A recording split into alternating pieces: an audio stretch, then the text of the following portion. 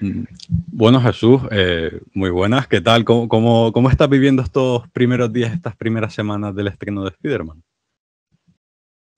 Pues lo estoy viviendo de una manera muy intensa, porque la verdad es que el efecto que está teniendo la película es una locura.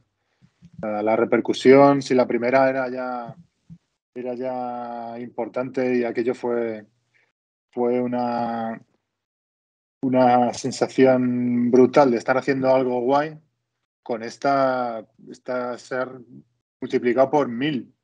Entonces, cada cosa que aparece, cada hashtag que aparece en el que, por lo que sea, estás incluido, aquello llega, o sea, es un poco de locos. Está siendo mayor, entiendo, que la primera parte, ¿no? La repercusión que está viendo.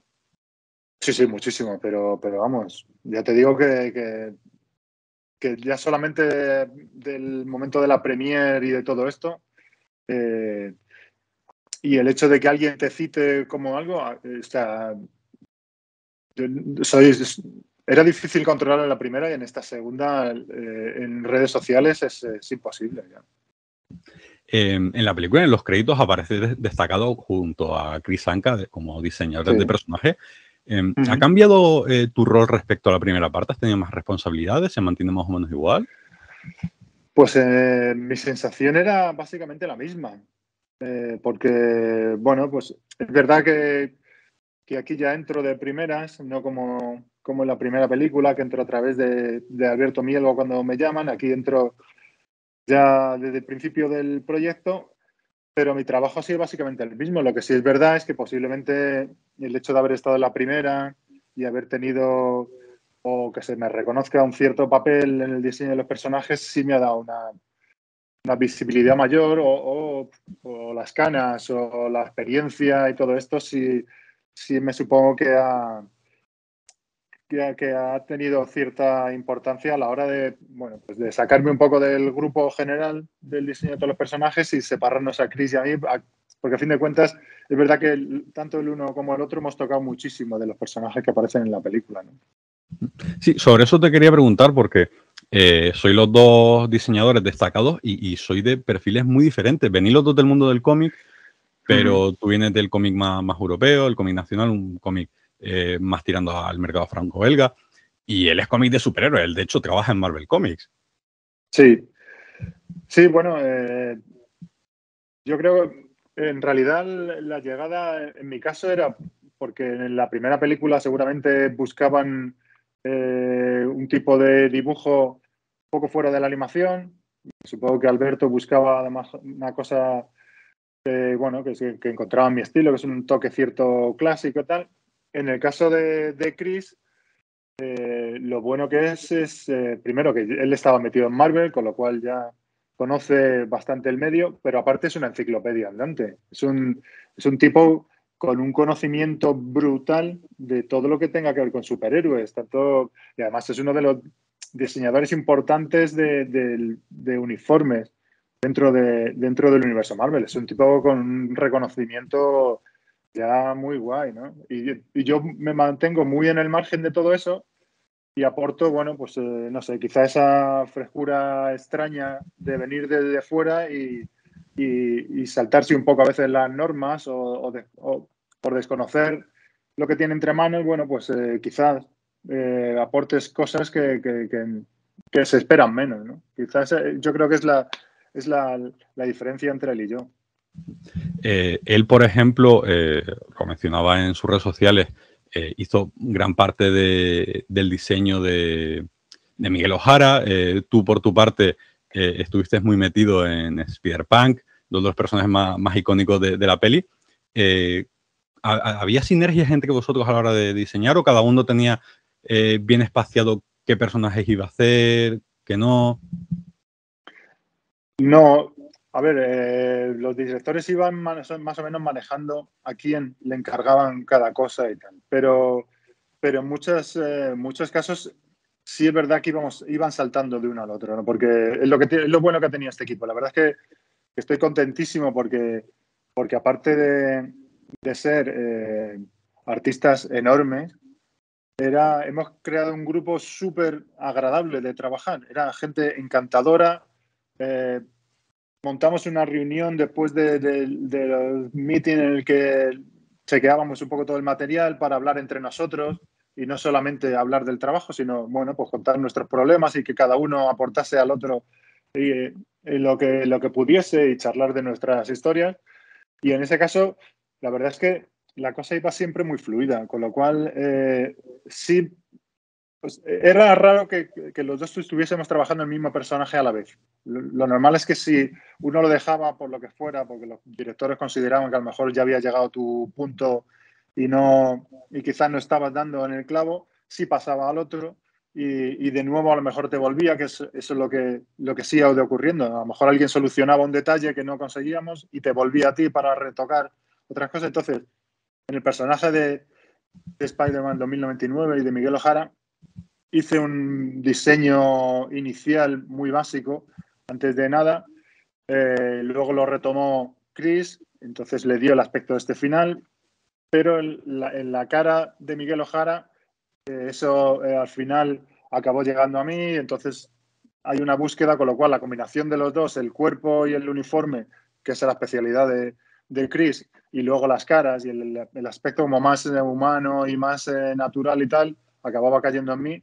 Y en el Spider-Punk, pues fue una cosa, bueno, parecida, nada más que con Evan Monteiro y tal, que al final, bueno, pues uno avanza una fase, el otro lo retoca, y la verdad, y funcionaba así, era como un engranaje alucinante lo del equipo este.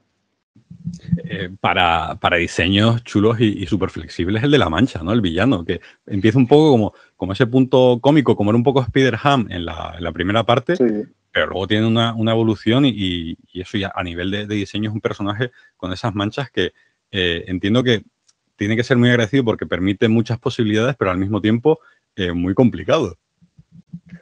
Sí, ese era casi, no te digo uno de los primeros, pero una vez porque yo empiezo en 2019 a hacer cosas con la película, el proyecto se para por problemas de guión, y ya cuando vuelvo no con Spot, pero sí con su evolución, con la versión de Abyss, que es el momento más, cuando empieza ya a convertirse en el villano superpoderoso y todo esto.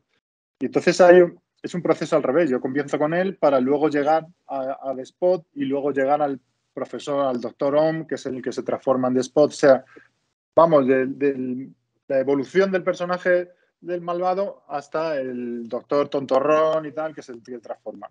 Y lo bueno es que es verdad, el The Spot es un personaje cómico, básicamente cómico, parece de cine mudo y actúa así porque encima no tiene rostro, con lo cual todo tiene que ser muy exagerado y la evolución es algo totalmente gráfico, que el problema era pensar cómo narices iban a poder transformar eso en animación, porque me dejaron rienda suelta para probar, porque estábamos investigando si iba a ir como desparramando tinta, como con goterones, rayajos, todo esto no sabían exactamente muy bien hacia dónde llevarlo y me dejaron rienda suelta con esto y experimentar y fue lo que hice. Entonces, aquello era un desparrame de texturas, de mezclas de cosas, de colores, borrones, goterones de tinta y la verdad es que a mí me apasionó.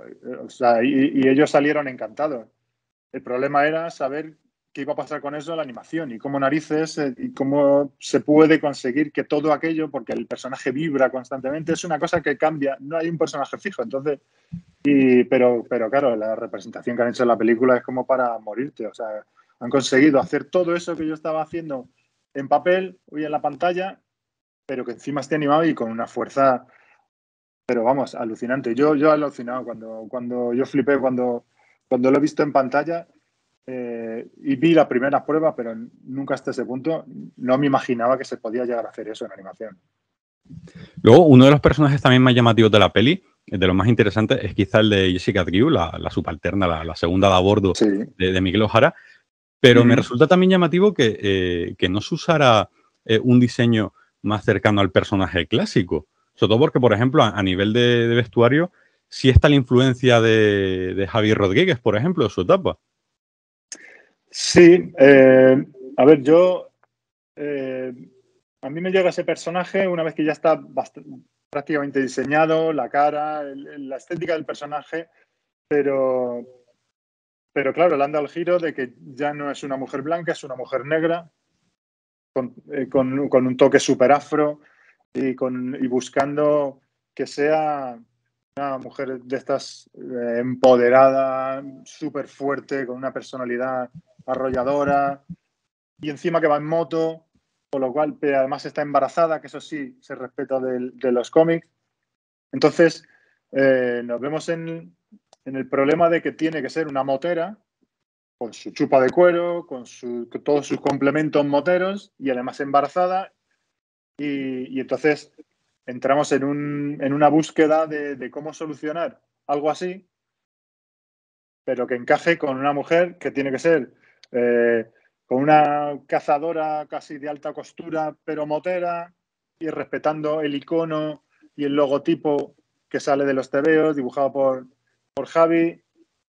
Entonces, acabamos construyendo todo el personaje, toda la imagen del personaje, hasta llegar al punto de encontrar la chupa, las gafas y que todo eso se encajara con el personaje. O sea, hubo un momento en el que es verdad que me sentí más diseñador de moda casi que diseñador de personaje porque aprendí muchísimo, pero te das cuenta de la complicación que es ajustar un diseño de ropa a una persona para, de alguna forma, poner en valor que estaba embarazada, que es una mujer negra, súper afro y súper guay. Entonces, todo eso y manejando una serie de colores y de simbolismos y de grafismos fue muy loco, pero al mismo tiempo apasionante.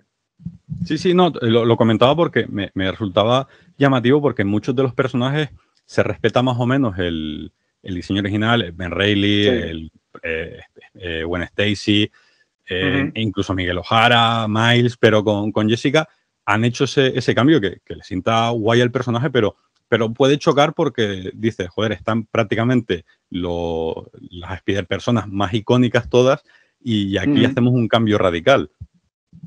Sí, bueno, ya sabes, estamos viviendo tiempos en los que, bueno, pues que hay que romper ciertos límites y en el momento de inclusivista. Entonces, bueno, pues la Sirenita ahora es una actriz de color, Jessica Drew de repente también ha cambiado, quiero decir, nos movemos entre rompiendo géneros, rompiendo límites, ya no hay una sexualidad definida en muchos de los personajes y entonces entramos como con mucho cuidado para no caer en tópicos y en molestar ciertas sensibilidades y hacerlo de la forma mucho más, lo más digno y lo más guay que puedes hacer con ese tipo de juegos también, ¿no? Entonces, y creo que Jessica Drew es un personaje súper guay también. O sea, me parece que el diseño y el papel que tiene en la película es alucinante. Y, y me supongo que va, igual que pasó con Gwen en la primera, que, que, que supone, yo qué sé, si fuera chica y si fuera mujer en estos momentos, solo querría ser como Gwen y como Jessica Drew. Que para personaje guay, y el de Gwen, es decir, la peli de Miles es el prota, pero aquí Sí, quien sí. bacalao es ella. Y en la primera apuntaba maneras, pero aquí hay una parte en la que prácticamente es una peli sobre ella.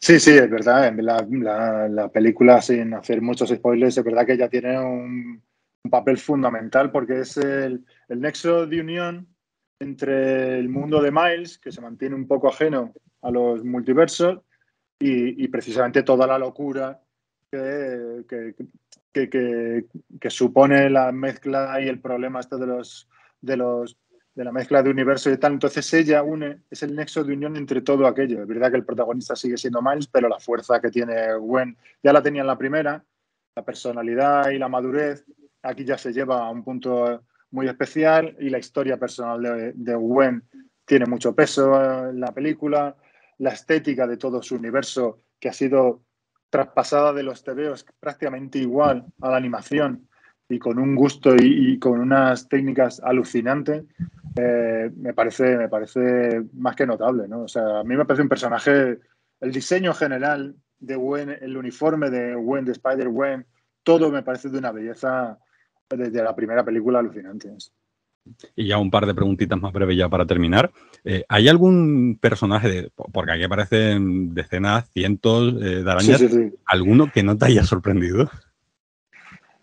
Bueno, a mí me sorprenden todos, porque como ya has dicho, yo no vengo del cómic de superhéroes, entonces desconozco casi todo lo de estos universos. Para eso estaba Chris, que es el tío que se lo conocía todo y era capaz de hacer versiones de cada uno de los 200 Spider-Man que aparecen y encima generar otros 200 más y cada uno con su logo especial de Spider-Man y todo con una coherencia alucinante. Entonces, cada cosa que aparecía era, a mí me supone, es un descubrimiento y además una risa, porque claro, llega un punto en el que es imposible generar tantos personajes Spider-Man y tantas Spider-Sonas como salen.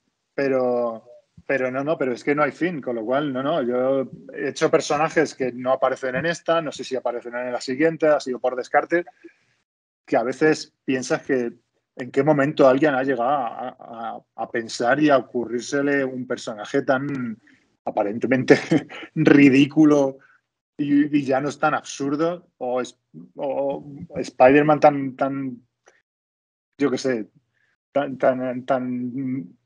raros como los que pueden aparecer, ¿no? Y eso hay que verlo en cámara lenta porque si no es imposible verlos. Tal cual. Y bueno, para terminar, en 2018 se juntaron la primera parte y las nominaciones al Eisner y al Harvey. Sí, Este año, nuevo estreno de Spider-Man, nominación al Annie. ¿Qué sí. va a pasar cuando se estrene la tercera parte? Pues no lo sé, tampoco vamos a pensar mucho. La película sí promete llegar muy lejos. La película, tal y como ha salido en cines y por las críticas que está teniendo, dudaría mucho que no opte a todos los premios de nuevo. Y no sé si los ganará todos como en la primera, porque aquello supuso ya pues un soplo de aire fresco en la animación. Esta es rizar el rizo aún más. Yo creo que debería, por lo menos optar a todos los premios. Ya ganaron, no lo sé. Se está corriendo el rumor de que quizás debería optar también a mejor película. Y sería un paso también, porque la reivindicación de todo el sector de la animación para que se le reconozca como igual de válido que la animación, que las películas no reales, sería un paso guay. Y luego, aparte como no solo como película de animación, sino cinematográficamente, la película es un paso adelante en todo y es un concepto muy distinto de la animación, con lo cual, bueno, pues estarán los premios y luego lo que llegue, pues también. Yo encantado. A mí yo no me voy a quejar de todo lo que me llegue y todo lo que de alguna forma me señale como un poco responsable de lo que está pasando. Para mí es un placer. Pero vamos, solamente con haber participado y ver las reacciones, yo ya me considero el tío más feliz del mundo. Pues Jesús, muchísimas gracias por tu tiempo. Ha sido un placer, como siempre, charlar contigo acerca de la peli. Y nada, lo dicho, muchísimas gracias. Y tenemos pendiente una conversación sobre Sí, Youth Seal, que lo tengo aquí, sí, sí. que Sí, ya habrá señor. tiempo también para hablar de ello. Sí, sí, habrá que hacer el hueco, sí. Lo tenemos pendiente y no se me olvida. Un abrazo. Muchas gracias, un abrazo.